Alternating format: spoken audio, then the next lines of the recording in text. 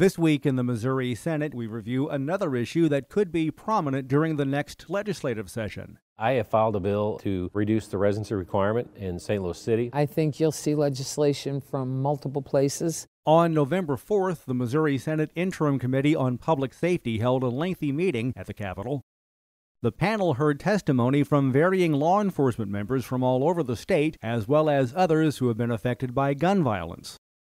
Since then, several of the measures that have been pre-filed for next year's legislative session address this concern in a number of ways. Missouri Senate President Pro Tem Dave Schatz of Sullivan arranged for the committee to be formed. He has pre-filed Senate Bill 558, which would address residency requirements for St. Louis City police officers. Currently, there's a shortfall of 120 to 150 officers in St. Louis City right now.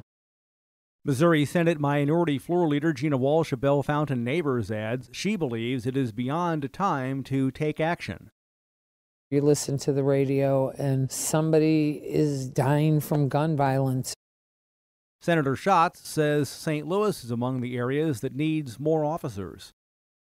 And so removing a barrier that prohibits them from attracting candidates to come and potentially work in St. Louis City is something I think is important. That's one piece of the puzzle that could potentially help public safety.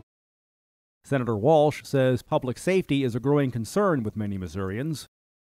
We have a lot of single parents in my district, but now we have a family that's just shattered because the dad left a gun in a drawer and a young kid got hold of that gun. Well, he's being charged, which is sad. He's lost his son, his family is in tatters, and a gun lock probably could have prevented this.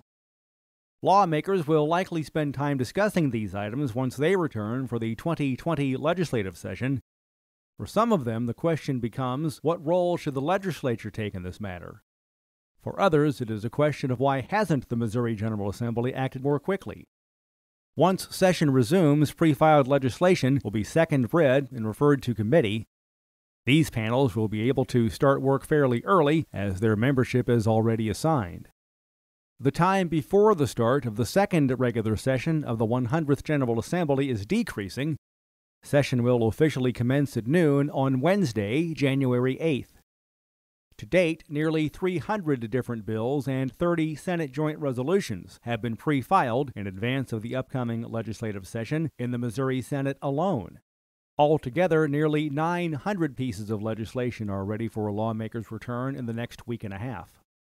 And remember, you can follow these and other issues facing the Missouri Senate, plus see a complete list of pre-filed legislation by visiting our website, senate.mo.gov. Reporting from the state capitol, I'm Dean Morgan.